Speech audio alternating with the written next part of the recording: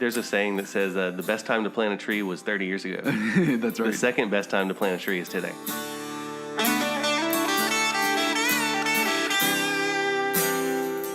So don't wait. You have to capture these memories with your kids. If you're a great uncle and grandparent, definitely can't wait on those conversations.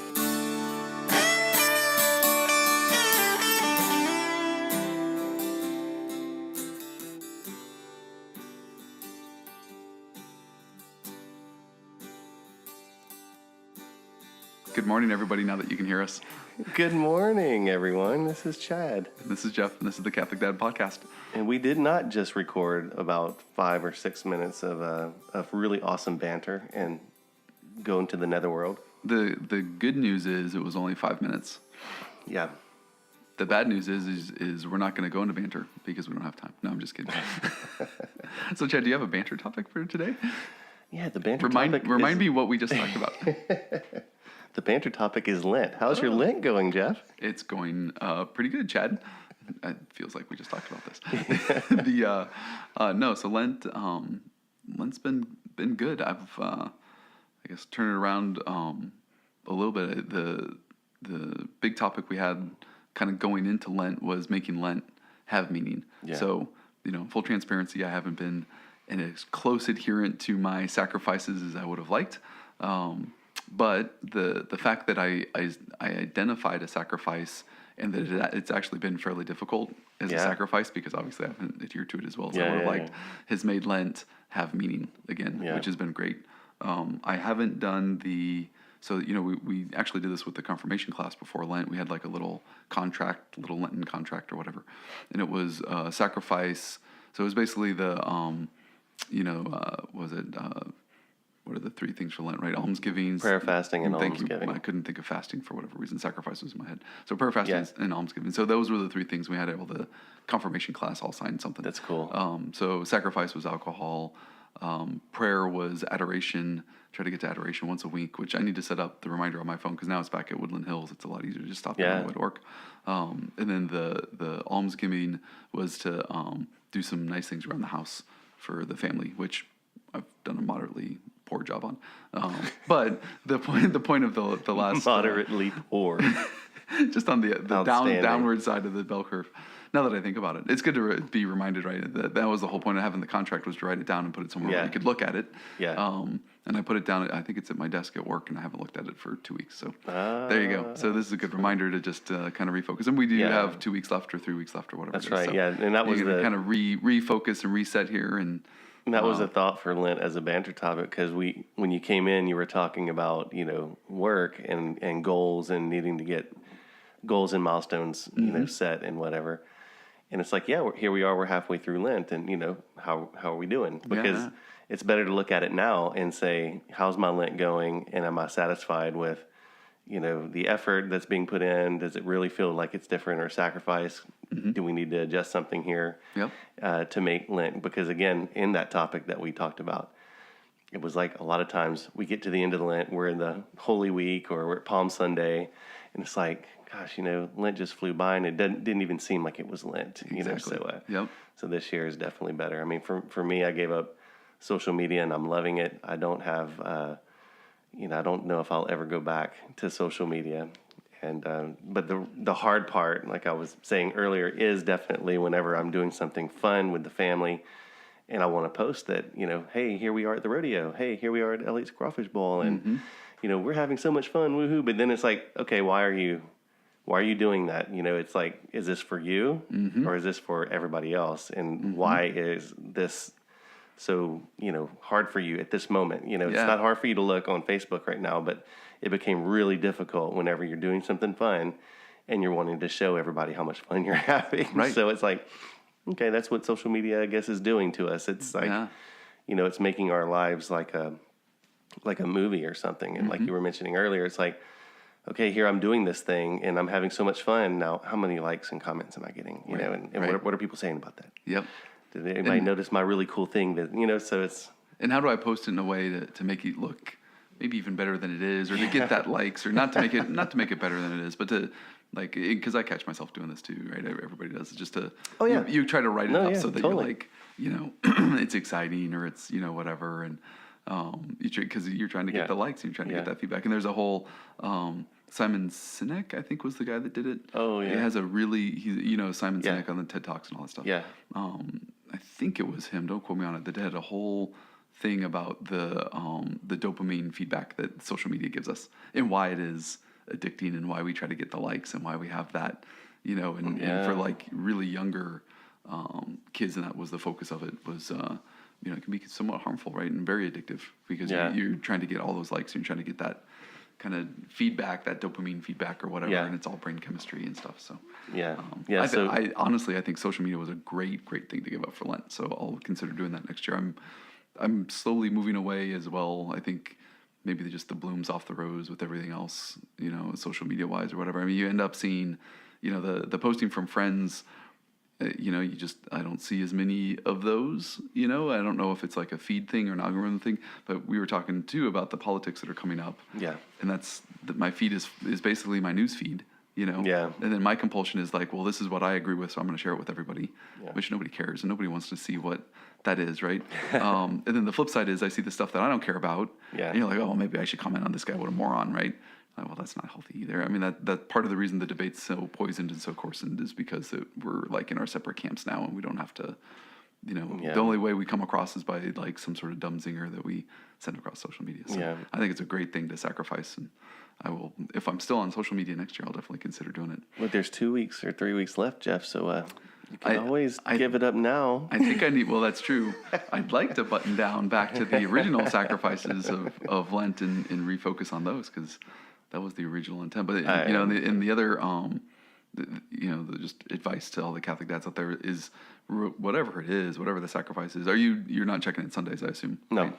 So you know, in the Dodge household, when we do a sacrifice, you know, Sunday is the celebration. And social media, I could see staying off of it. Then that's good, right? Yeah. No, we do that as well. I'm just, for me, I told Kim and the boys, I'm like, all the things that I'm doing, right? It's all the way through. Well, and the thing that you found is great. Is like now, you know, now that you're off of it, you're like, oh man, this is like way better. To stay off of it, then it doesn't make sense to like celebrate with that on Sunday, right? You fill that time with some other sort of celebration. And that's the. Right? I mean, I've got so much more time now. It's just it's crazy. Yep. I've been more effective with my time, I feel. Yeah, nice. You know, it's like.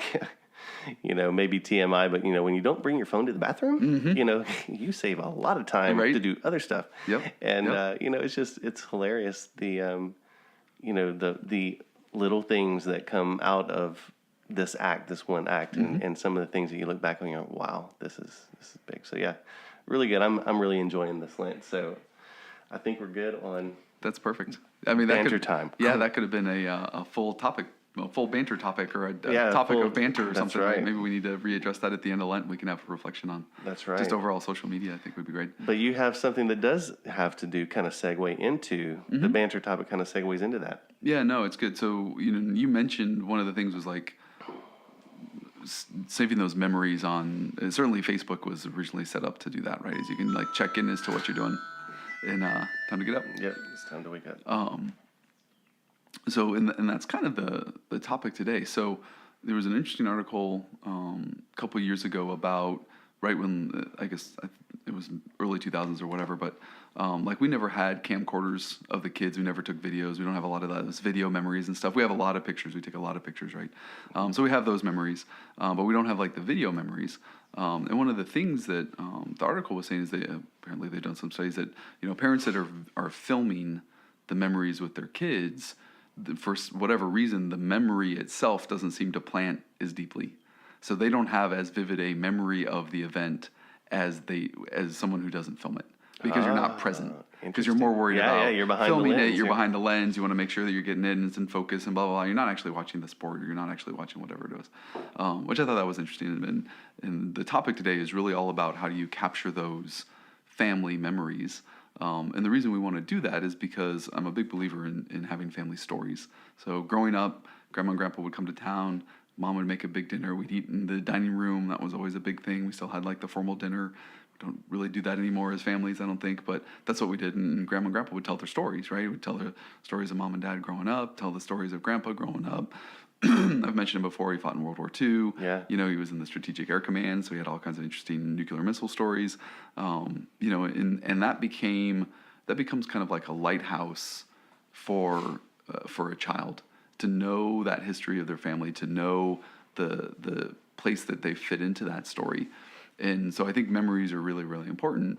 And I've always wanted to do like the scrapbook thing, and I've always been drawn to like, you know, I've told Aaron this before, is like, yeah, I would love to just put like the GoPro up in the corner and like just film a Saturday, right? Because that would be really fun to like see, and all the messiness and the yelling and the screaming and you know, everything, just have it all there, and we would forget that it was there, and then years from now you could go back and be like, man, that's really That was hilarious. That's Yeah. really No, how that's that was, right?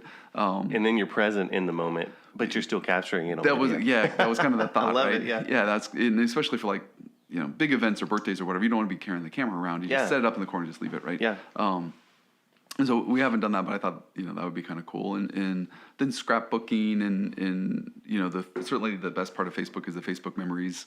You know, Yes. so Maisie, our youngest, will be 5 this year, and so all of my Facebook memories, it seems like over the last 3 or 4 months, have all been 3 years ago, you know, 4 years ago when she was baby, when she was in her little rocker, when she was in those, you know, things, Yeah. you know, Moira holding her, you know, and oh my gosh, she's like, you know, 12, and you know, I mean, just all these crazy memories.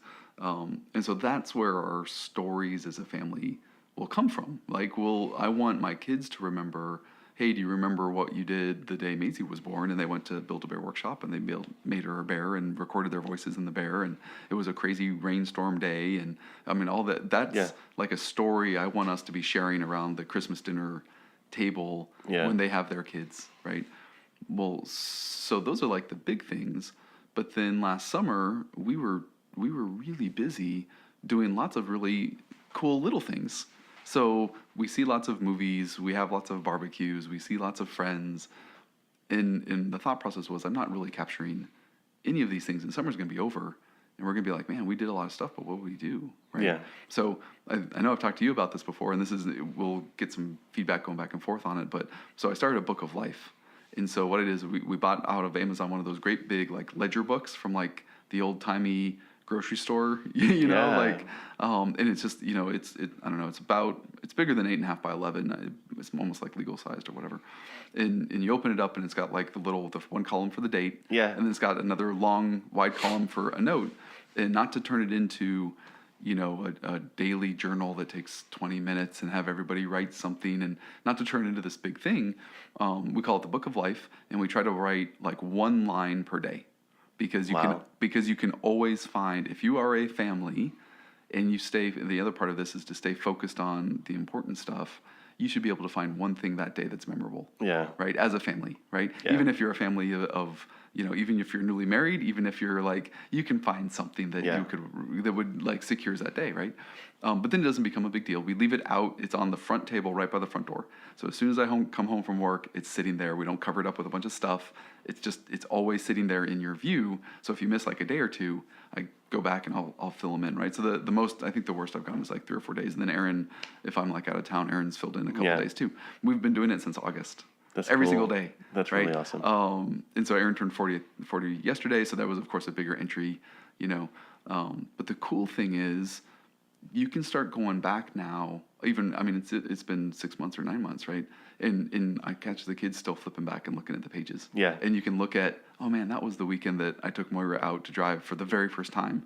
And so those are the dates. Those are like not the Facebook memory things that come up. Yeah. But those are the things that like, man, you remember when we went to that concert? Yeah, you know, we can go to the Book of Life, and, you know, that sort of stuff has been really cool. So I wanted to throw that over. So the bigger topic is, you know, creating stories for your family to remember, saving memories in a way that will secure them in their family, right? Like giving them that lighthouse.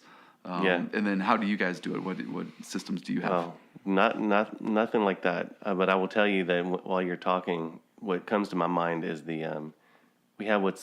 have a camp that I grew up going to in Louisiana in Bundix Lake, and we had a camp logbook. Mm-hmm. And that camp logbook, like you're saying, is on the kitchen table. And what happened, it started out as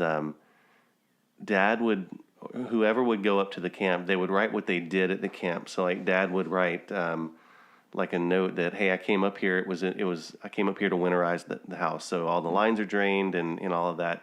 So if anybody else came in, they wouldn't freak out because there's no water, Gotcha. because it's Right. like, so it was really, it started as the work that was done, just like as a note for whoever comes back, or just as a reminder, oh yeah, I did do that the last time I was here.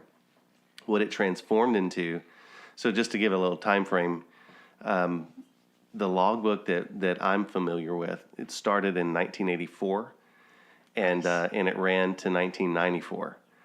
And so it started as this, entry journal of work done at the camp, and it morphed into like what you're saying. Every time we would go up there, we'd write in the camp logbook about what we did, and then sometimes it would be like a day by day of, we'd always go up there for Easter, so.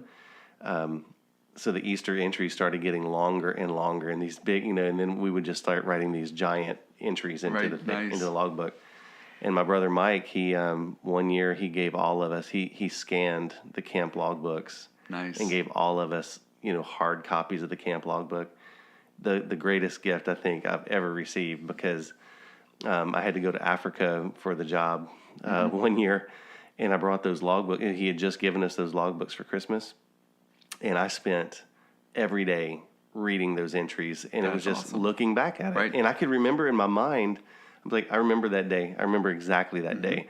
And it was so cool to, like, there's no pictures, and I found myself wishing that there were pictures. Sure. Yeah, that yeah. I could like take from the logbook he gave me, and like print out a picture and put it right there. Right. Kind of like a scrapbook. Yeah, thing. yeah. Like, oh yeah, this was that day. Boom, Yep. there's that picture. As far as what we do, we don't really do that. I've got I guess if there's anything that I have is on the Mac, I've got just every picture that I've ever taken on the cloud. And I've been doing dumps from before we had the Mac, Right. and I had pictures on the old computers. I've been dumping pictures onto that, and then you just kind of go back and look. But I definitely am inspired by your Book of Life thing. One of the things, for example, for Evan's birthday, which just came, and Elliot's also, I did it started off as a joke. I was at the breakfast table. We do have several traditions. One of our traditions is a Mrs. Baird's powdered and chocolate donut for the birthday. Nice. And I was, while we were eating, I got on voice memos, and I was like, "This is the interview with the birthday boy." So Elliot, and I was just asking him questions, and it started off as a kind of like a joke, but as I was taking pictures of the crawfish bowl, and as I was taking pictures of what we were doing and around that day, I was like, I'm going to take that and I'm going to make something out of it. Yeah, and so I perfect. went into iMovie, and I put the interview as the backdrop, and then all the pictures kind of, and it's a short, like a minute and a half video. And I basically, the only way I can do it is publish it to YouTube. So I put it on our YouTube channel, and I did the same thing for Evan. So I was like, I think a new tradition has been born. Yeah. And whenever we were talking about it, the littler kids go, "Are you going to do that for all of us?" And the little ones were super excited. Yep. And they were like, Quinn was like, "Can we do mine now?" And I'm like, "Well, let's wait for your birthday." And he's like, "I want to do Nice. mine now. I want to do mine now." So it was really cool. But yeah, capturing those memories it's big for me. I have been relying on Facebook a lot to pop up those memories, to Right. say, "Oh yeah, I remember, a couple, years ago, this is what we were doing." But as I mentioned earlier, I think I'm done with Facebook. So Yeah. I'm going to need something to replace that, Yeah. because I certainly want. And I mean, I've got, scrapbooks up there on the shelf, and, photo albums and whatnot. And that's the way that it used to be. So I'm thinking that's probably how it'll go back. Yeah, I try to write it in such a way, put yourself a few years down the road, or put yourself in the shoes of the kids that'll be reading it. So I try to write the line in such a way that it'll jog that memory, like you were saying. So it's things that they're in there. I don't know how memories work. I'm not sure anybody does, right? But they're in there somewhere.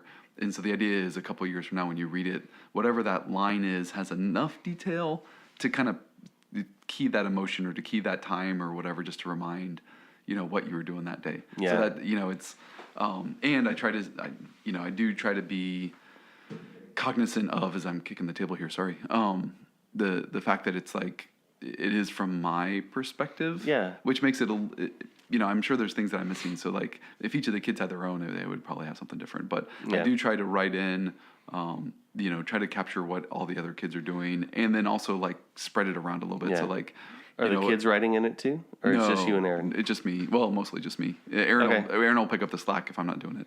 But it's mostly just me. It's my thing. Yeah, but it might be cool to have them, To start adding stuff. yeah, just like to say, from their perspective, Yeah. like the day. What did we miss? Well, and that it would be good for the younger. It's the younger kids that I'm trying to be more cognizant of, because the older kids are so busy doing stuff. Yeah. It's really easy to find something for them, right? So like, Yeah. Moira's, she's got her homeschool classes that she's doing great in. She's got driving. She's got all these other things. Yeah. That's like, well, okay, I took her out driving. That's easy. It was like, well, yeah, but you've done that like the last 3 days, So Yeah. like, trying to find something for each kid that's memorable, trying to find, like if like Aaron will take maybe Nolan and Maddie to the movies, then it'll be, I put Mom took Nolan and Maddie to this, Dad went with Moira to this, Porter was doing this, right? Yeah. And like just having like trying to hit a little bit of something for everybody. Yeah. And then if it's like a family thing, then it's just, we had dinner at the Williams, or we, went out to dinner or whatever, right? So, but it's been really fun. And I think the other key thing too is, we hear it all the time, and it becomes more and more real as your kids get older and older, that it does go really fast. And I think maybe I mentioned on the podcast before, when the kids were really young, we were going to do a book for each birthday for them. Yeah. And we didn't stick with it. And that's like one of the like biggest regrets of my life, because we did it the first couple of years, and then more kids came and we got busy. Yeah. And the whole idea was that we were going to have a book, and then we would write in the front cover and the back cover a letter, and then give them those books when they turned 18. Yeah. So it would be like a big stack of books. Yeah. And each book would be like related to where they were in their life, or what their favorite Yeah, book yeah. was that year or whatever, right? It's like, what a gift that would have been, right? Or like the birthday letters that you seal and you don't give them till they turn 18, or Yeah. something, whatever it is, but you have to do it and you have to start. And that was my, like, the book Yeah. of life was like, I have to start, I have to do something because it's going too fast. What's going to be the easiest thing is like one sentence is the Yeah, easiest yeah, thing, yeah, right? yeah. So that's, whatever it is, the Christmas log books are great, birthday log books, Yeah. birthday letters, journals, whatever it is. I would do something though that's not digital, right? Because that's Yeah. the other, because I don't know, like what's gonna, Facebook goes bankrupt 15 years from now, or where do all those pictures go? Where do all those memories go? Where do all those, Yeah. that's, MySpace, do you have your MySpace account still? I was never on MySpace. You know what I mean? Yeah. You're still Actually, putting. I do have my MySpace still. You're putting you're putting those, you're just putting all those memories in the hands of like a company that could be going out of business. Or Oh, like yeah. So I would say do something, more traditional. Try to do it in such a way that it creates a family story. And like you were saying with like the fun events that you did the last couple of weeks, Yeah. make sure that those are captured so that you can talk about them, right? And that Yeah. the idea is that you have a place for your kids to come home to, that they know where they fit, that they know how they fit in the family. Yeah. And hopefully, we've done a good enough job that all of those stories are like, man, I'm going to do this with my kids, or Yeah. I want to come home on the weekends because that was always the place that was the safest. The Yeah, your house the should best, be a the houses, right? A refuge. Yeah. And this is just a way to kind of do that. So Yeah, and I think that you started off with talking about how the grandparents would come over and you would, get the stories from them, and so I've been getting into Ancestry.com, so it is digital. Something like that though. So that is a really good platform if you're doing the research, because it connects you with so many different resources, right? So it started off kind of as a joke. Kim, her mother is her grandmother is, I think, 100% French, and she was like wanted to do the DNA test, and she was like, I'm going to see how French I am. Well, when the results came back, she was like 2% French and I don't know how many percent Irish, but she was more Irish than French. Thought it was hilarious, so I got her a Kiss Me I'm Irish shirt for Christmas that year. So then she's like, well, I want you to do it because my grandmother is 100% Italian, Sicilian. And I was like, oh no, I'm the Italian stallion. I know it. I don't need DNA to prove it. Yep. Well, after getting into some of these crime story podcasts and stories about how they use DNA to catch serial killers, I was like, oh, I've got to do this DNA test. This is awesome. So I do the DNA test, and I'm like 2% Italian, and I'm like 73% English, Northern European or something like that. And I'm more Irish than Italian, so I'm the Irish Stallion. It was a joke.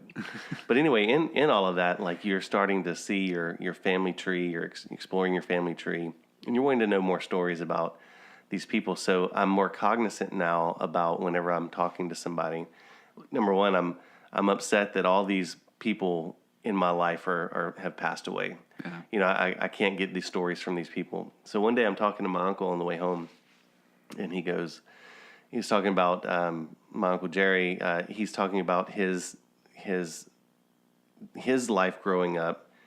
And I said, well, I need to know more about, my grandpa's, his brothers. I don't really know anything about it. And he goes, you ought to talk to Uncle Ike. He's still alive. He was the baby of the family. Oh, wow. He's like 80 something years old. And I'm like, give me his phone number right now. Yeah. So I got his phone number, and I called him that day, and it was funny. It was like, it took him completely off guard because he answered the phone. I'm like, Uncle Ike? And he was like, yes. I was like, this is your great nephew, Chad. And he was like, oh, hey, Chad. And we talked it was like 8:30 at night. So I'm like, number one, is it too late to call you? And he's like, no, I'm still up.